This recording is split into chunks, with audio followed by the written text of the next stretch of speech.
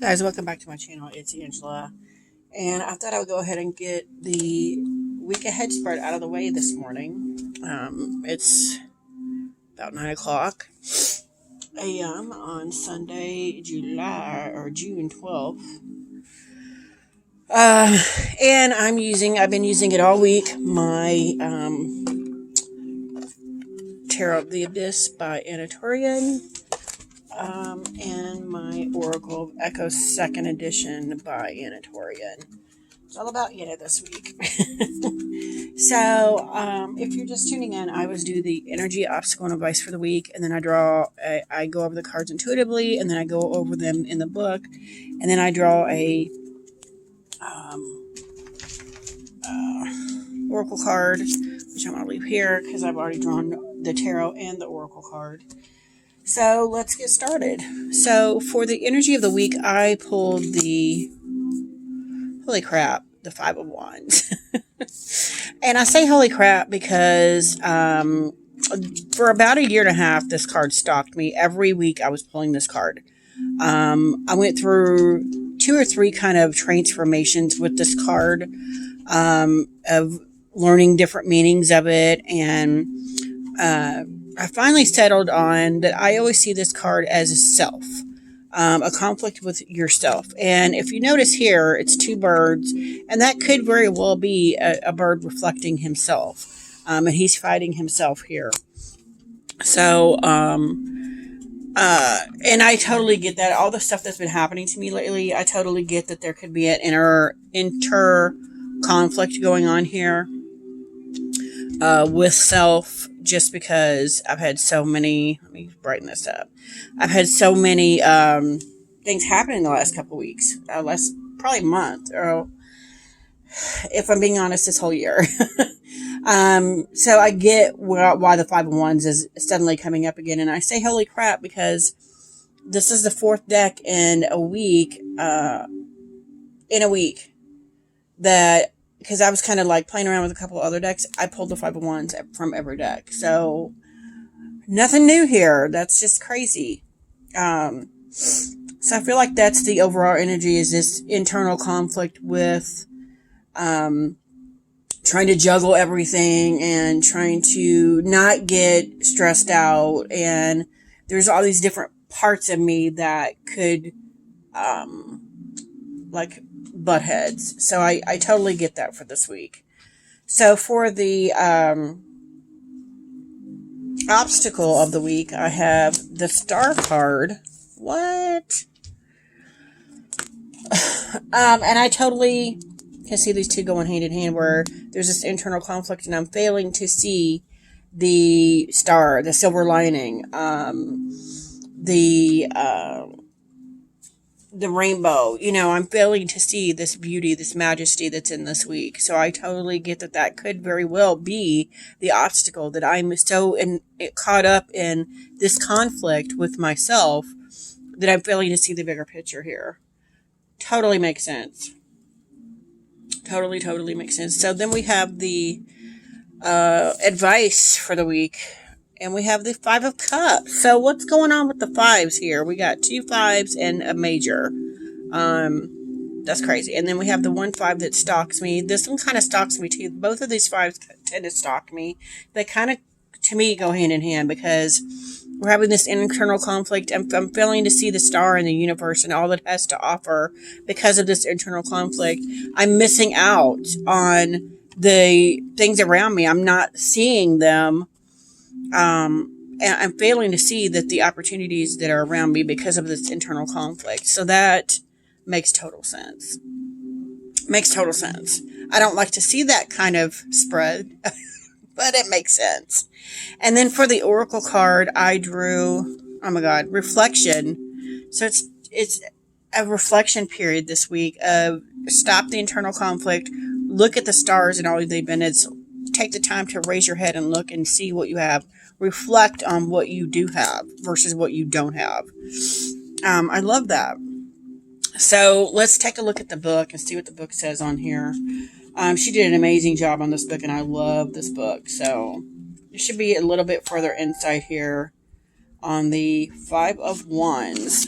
And I'm going to pull that just a little bit more so y'all can see it better. Have you ever seen two birds fighting? Their wings flap loudly and violently as they fall through the air. They look as though they're going to come crashing to earth, but at the last minute, they spread their wings and take flight again. Similarly, the Five of Wands is the card of competition and strife. It most often predicts that some sort of disagreement is about to enter your life. No kidding. It can also indicate a competition of some sort. If it is the latter, the Five of Wands will stir something inside of you, a need to rise to the challenge and prove yourself worthy of the prize. And that could very well be the issue, is that maybe I shouldn't take the time to rise to the challenge. Because then that ruffles your feathers. That's to me ruffling your feathers and getting your back up and the need to prove yourself. And maybe that's the whole message, is maybe there's no need to prove yourself to yourself. Because I still see this as a card of self-conflict and self-sabotaging maybe. It will drive and motivate you to push through. As this card is still part of the Suit of Wands, the disagreement it signifies are typically external arguments as opposed to internal conflicts that might be indicated by the Suit of Cups. See, and I see it as both.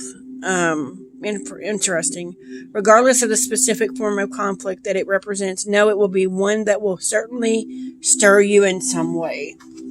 And maybe that's the that's the whole point of this spread, is to not let it stir you in some way. Not let it get your hackles up and be like the star. Interesting. The star. Still looking for it.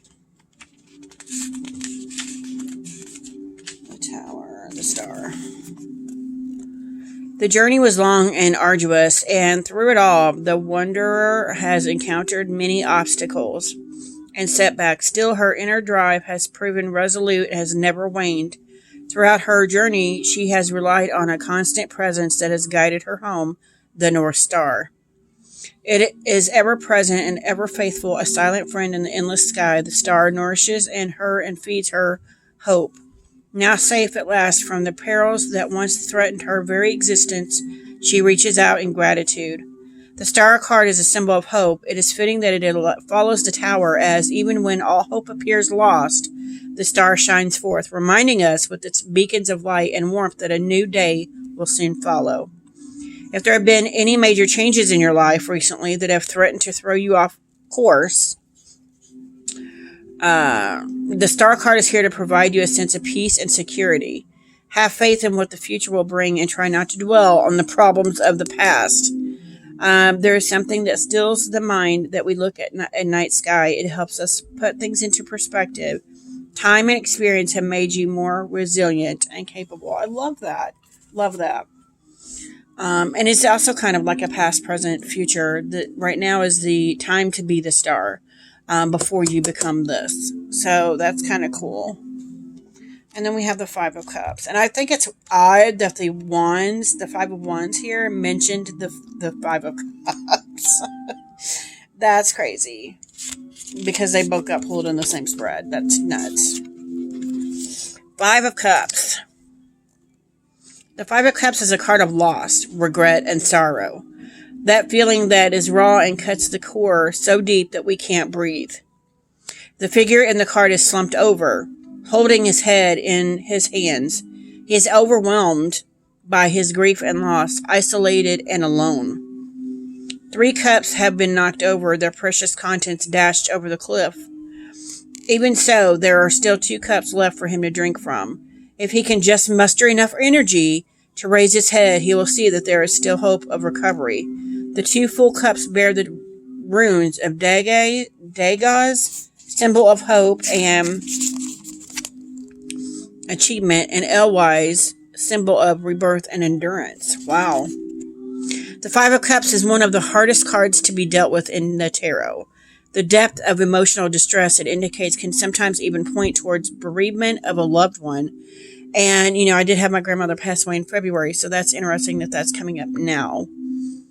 The depth of emotional distress it indicates can sometimes even point towards bereavement of a loved one. Perhaps you or someone you love is grieving. There is deep sadness that comes with this card, however, all is not lost. This is the moment where you choose whether to see the glass as half empty or half full. And that could very well be the conflict with self, because I've always seen the glass as half empty. I've been working on the last couple years, ever since this card entered my life, on seeing the cup as half full. So that's quite interesting.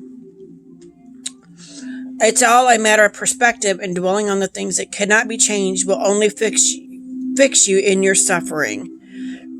And I dwell on everything. I'm a Virgo. That's what we do. So learning to let go and change those patterns of learning to just only fixate on what I can change and let go of what I can't change is a big deal for me. Big deal. Loss of any kind is hard, but just as the figure in the card, there's hope and opportunity to move through if you just pick up your head. You do not have to remain alone, and you can focus instead on hope and recovery. And I love that, because here we've got this conflict with, to me, it's conflict with self. And I'm so enamored in this conflict that I'm not seeing the potential here. And again, I'm not seeing the potential here because I'm so bogged down in this self distress that I'm causing myself, pretty much. So just learning to change my perspective will change this, so I can see the star, and just the fact that recovery is the card that was pulled from her oracle deck. Or reflection, sorry, it just further, and she's got a cup here too. That's interesting. There's a cups here and a cup here. It's like she's offering a bigger cup. So I just find that interesting for this week ahead. If you guys have any questions, comments, concerns, don't hesitate to comment below. If you like this video, give me a thumbs up. If you want to see more, please subscribe. And don't forget to hit that notification button so you're alerted to any future videos. And y'all have a good night. Bye.